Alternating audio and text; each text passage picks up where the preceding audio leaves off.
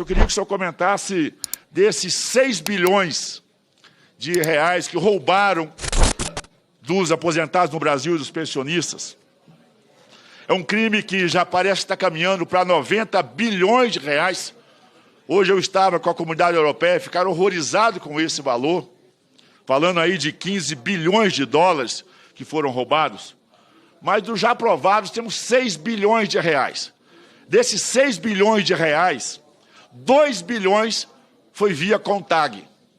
A CONTAG, o senhor recebe ela no seu ministério, junto com o MST.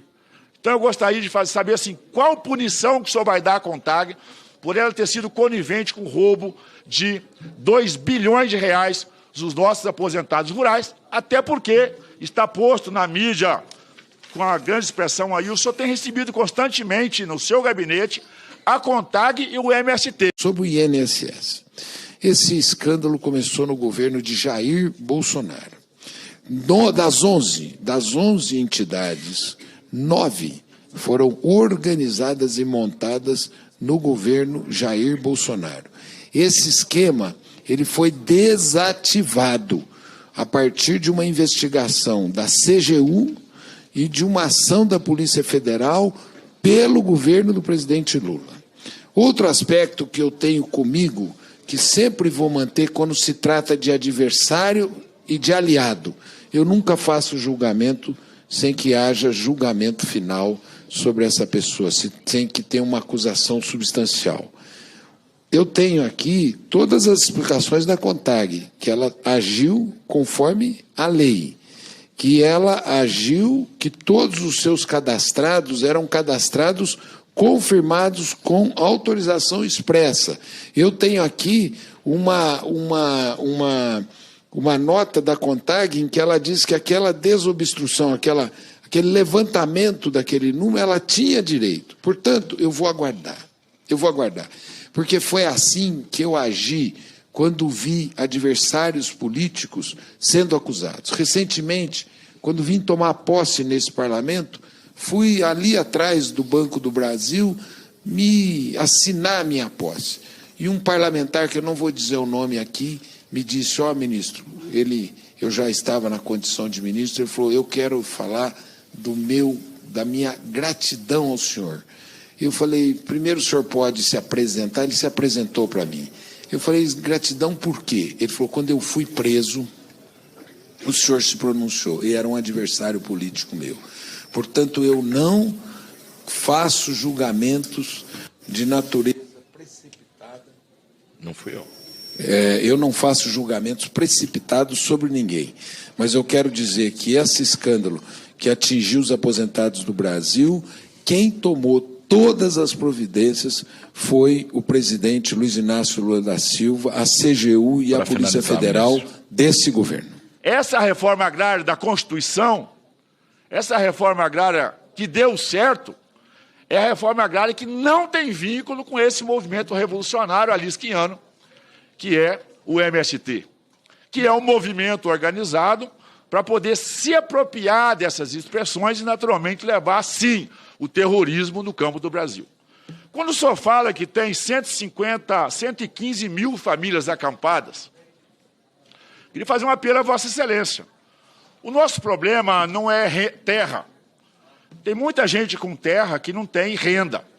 O desafio do brasileiro é aumentar e melhorar a renda.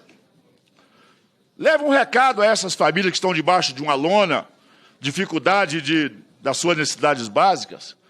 Leva a informação que um colhedor de café razoável está tirando, no mínimo, na colheita agora, no Rondônia, na Bahia, no São Paulo, Minas Gerais e no Espírito Santo, senhor ministro, o mínimo de R$500 por dia. Outro aspecto que o senhor estava falando, bem lembrado, o senhor defendeu a reforma agrária aqui, inclusive pediu para eu lembrar do exemplo do Espírito Santo, em que agricultores paupérrimos da Itália foram beneficiários do programa de reforma agrária, e esses produtores, esses imigrantes que vieram da Itália são produtores e agricultores muito bem-sucedidos no Espírito Santo. O senhor também falou do sucesso do programa de reforma agrária em Rondônia. esse sucesso de reforma agrária em Rondônia também hoje fez com que os agricultores de Rondônia sejam muito bem-sucedidos como produtores. O senhor falou sobre o seu estado, sobre o MST no seu estado, mas eu não posso deixar de lembrar que no seu estado tem uma cooperativa do MST que produz café, que produz pimenta e que são muito bem-sucedidos na produção agrícola no norte do Espírito Santo. O tema que o senhor falou do apanhador de café, eu até fiz um cálculo aqui diante do teu otimismo. Esse colhedor de café, ele pode ganhar, o que o senhor falou, R$500 por dia. Certamente ele tem que se sustentar, ele tem que comer, ele tem que sustentar a sua família. Mas vamos dizer que ele não gaste um centavo desses R$500, ele ganhe em 5 dias de trabalho R$2.500. Ele ganhe em um mês de trabalho, ele ganha R$10 mil. Agora a colheita acaba. Como é que ele vai viver o restante do ano diante disso que ele resolveu? E que isso que eu estou dizendo aqui, como se ele não comesse, como se ele não tivesse que comprar remédio, como se ele não tivesse outras despesas para dar contas dela. Então, essa conta de Vossa Excelência não fecha. Não fecha porque se os senhores, se qualquer um de nós aqui tivéssemos que ganhar isso durante um mês, nós não tínhamos como nos sustentar durante um ano. E por isso o programa de reforma agrária é fundamental para esse agricultor. Mas nós não podemos ter atendido nesse país tão generoso, tão bem os italianos, tão bem os alemães, tão bem os japoneses, tão bem os espanhóis, tão bem os portugueses, e esquecemos aqueles que nós retiramos forçadamente da África, escravizando e trazendo para cá. Esses também têm que ser beneficiários dos programas de reforma agrária. Quilombolas. O tema é constitucional. Há uma determinação que está nas disposições transitórias da Constituição de delimitar e regularizar as terras remanescentes de quilombos. O que são quilombos? São terras onde os escravizados fugitivos se organizaram e se assentaram. Como é que é o rito? O rito é fazer um relatório RT&D e ele vai dizer qual é a delimitação. Esse relatório ele pode ser contestado e na sua contestação no plano administrativo e judicial até a resolução final. Portanto, eu aqui quero repudiar qualquer acusação de crime cometido por agente do INCRA na questão dos quilombolas. Eu quero aqui homenagear os servidores do INCRA, que são servidores concursados, servidores de qualquer espectro político e ideológico, mas que cumprem a lei e que fazem o que o país precisa que eles façam, que é delimitar a terra dos quilombolas. Primeiro dizer que a sua análise sobre preço de alimento, tecnicamente, ela é muito rasa e ela não reflete a realidade lá no campo. Com essa mesma reflexão que o senhor fez, aí mostra mais uma vez que a oposição estava correta e não haveria necessidade de se importar arroz naquele momento. Portanto, o senhor usa um fato real do momento de hoje, mas que se contradiz com os argumentos que foram expostos até por outros ministros numa data muito recente.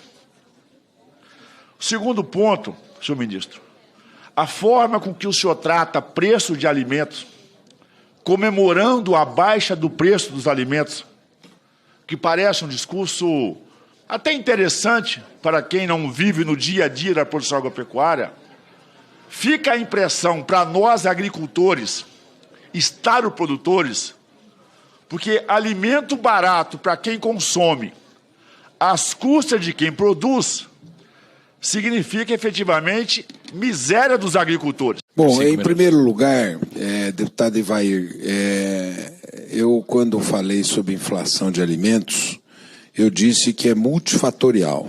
Um fator foi o câmbio, outro fator foi os fatores climáticos, a guerra da Rússia e da Ucrânia também foi um fator que encareceu, um outro fator importante foi o aumento de consumo, tudo isso junto gerou uma maior inflação de alimentos. A Covid também, em 2020, todos esses fatores geraram a inflação de alimentos. Talvez o senhor não estivesse aqui quando eu respondi sobre os aspectos multifatoriais.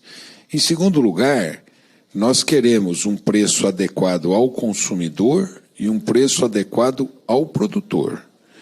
Nós queremos esse equilíbrio. Agora, tem preços que saem da curva de acesso do consumidor. E esses preços precisam ter uma atenção especial do governo. Nós queremos que o trabalhador tenha acesso a um alimento para se alimentar adequadamente e o produtor seja remunerado adequadamente. E que tudo que for aumento brusco possa ser analisado para ver quais medidas que serão adotadas para que não haja aumentos bruscos para o consumidor.